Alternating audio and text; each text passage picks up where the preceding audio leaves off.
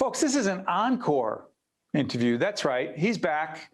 Adam Philipson, President and CEO of the Count Basie Center for the Arts. Good to see you, Adam. Good to see you. Thanks for having me back. Well, no, I'm surprised you came back after the last time. I think I was very rude to you. No, I'm joking. I would never. Never. Hey, listen, Adam, this is part of a mini-series that our executive producer, Georgette Timoney, and I created called The Arts Connection. And one of your organization is a part of that. Question, the arts and going into 2023, more important than ever before? If so, why? Listen, more important than ever, in my opinion. And I think what I'm hearing is more important in many people's opinions. I think what we learned, during COVID really was just how much we needed each other and how much the arts were an opportunity for us to really address what we were feeling and going through. I mean, every commercial that you saw on TV, whether mask or not, had people singing from balconies. This was a moment of people finding and dancing with their son and daughter for the first time. We found each other a little bit, and I think we began to be creative together. And certainly, this is our pathway out. This opportunity for us not to just experience the arts and see it, but also to participate, and it's the way our community can come together, Steve. And that's what's critical. That's what's missing, and that's what's needed. We've got some B-roll, and we'll show some background footage. Some of the most exciting and important things going on at the Count Basie Center for the Arts. Oh, I mean, we've got plug away, my friend. We've got a whole bunch of great stuff happening. First of all, we opened up another venue, and I'm sure we'll talk about that, called the Vogel, which is just incredible, new, gorgeous venue. We opened that up actually in October of 2020 with tables seated in 150 and 6 feet apart, the way we were allowed to. But that now is really turning into a premier jazz club, and it's a place where we're having dance parties. It's a place to really bring in a lot of people who may never have touched foot here in the Basie before. But then there's all kinds of things happening in the community as well. We've got a Kalpuli dance program, which are doing just amazing things in this community, teaching ballet folklorico to students and children and parents, and people are out together with their families dancing. We have a gospel choir that's been performing, that opened up for Dr. West when he came to speak. Cornel West. Check out our website for a great half-hour special we did with Dr. Cornel West. Extraordinary. But go ahead, pick it up. So our big theater is the Hackensack Meridian Health Theater. So when we loaded the Count Basie Center, including a beautiful education building that has 6 classrooms, we also, with our partnership with the hospital, we were able to have them become a part. And I mean, there again, to your first question, the recognition and understanding how much the arts are a part of our healing. I've heard Bob Garrett many times say just exactly that. So Bob Garrett, the CEO of HMH, they are a significant underwriter of what we do as well. Just want to clarify that. So real quick on this, with inflation being what it is, with the economy being what it is, Adam, people have to make these really tough choices about how they spend their money, what they spend their money on. Where do the arts fit into that equation when people are trying to deal with the basics, which I'm not going to ponder the question whether the arts are part of the basics, but there are other basics before that. Talk about that. I think it's a key question. And honestly, it's something that all of the arts organizations that I speak to daily are struggling with. And, costs have gone up, artist fees have gone up. Just the cost of alcohol in our venue has gone up. Everything has gone up. Our labor has gone up.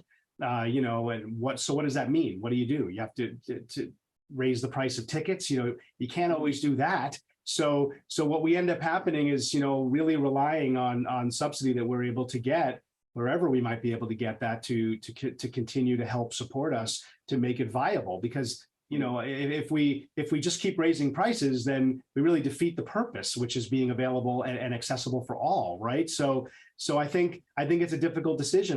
There's a lot of pieces that we're starting to move into where community work that's happening. Some of that's free just to make sure people are here and experiencing it. We bus in 10,000 kids a year at our dime to performances so that they can get here. But, in terms of how does someone prioritize it? all you can do is advocate for the fact that these experiences are what are required. Feeling that magic for a moment is what's part of giving you the courage to continue to persevere. And obviously, you're not going to choose a theater show over food if that's what you're coming up against. You have to keep the priorities real. But I think, as long as there's subsidized programming and as long as there's continued support for the arts organizations, we're going to persevere. It's interesting. It's one thing to attend, which is, you attend a theater performance, you attend a concert, you attend a comedy act, or listen to Dr. West.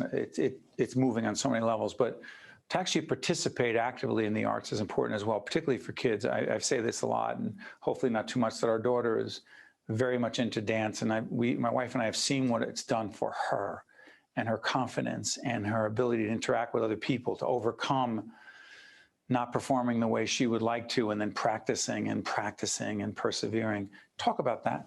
Yeah, I know you're saying it all. I mean, there are skills that you learn from participating in the arts that, yes, you get that perhaps when you're on a sports team and, and you're working hard, but, if you're not athletic and that's not the way you want to express yourself, let me tell you, the teams that we see built and the perseverance and working through failure and getting yourself up again and learning and growing and breaking through and having confidence and courage, and it's palpable, it's real. And, I think that those that studied the arts, your daughter included, that may not become a dancer, their lives will forever be impacted and changed because of that experience. They will bring that sensibility to everything that they do. And that's what's needed. Before I let you go, I've never asked you this. Your connection to the arts happened when? I was performing arts camp when I was 6 years old. We started. I was the Wolf and Peter and the Wolf. But yeah. Well, hold on. I interrupted you. What did you do? Well, I was, at 6, I played the Wolf and Peter and the Wolf. And then in my 20s and 30s, I was on Broadway and did national tours. So I've been in a lot of theaters across the country, for sure.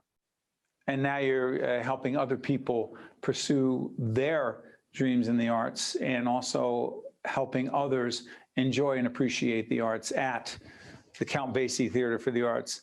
Adam Philipson, the president and CEO. Adam, as always, thank you for joining us. And I promise, as we continue the Arts Connection, we'll revisit you. Thanks, my friend. Thank you. It's good to see you. Thank you. You got it. Stay with us. We'll be right back. One-on-One with Steve Adubato has been a production of the Caucus Educational Corporation. Funding has been provided by Hackensack Meridian Health, the New Jersey Education Association, PSE&G, Valley Bank, Summit Health, MD Advantage Insurance Company, Horizon Blue Cross Blue Shield of New Jersey, the Northward Center, and by the Russell Berrie Foundation. Promotional support provided by NJ.com and by CIANJ and Commerce Magazine. How do you create change? By cultivating hope. And we see that every day.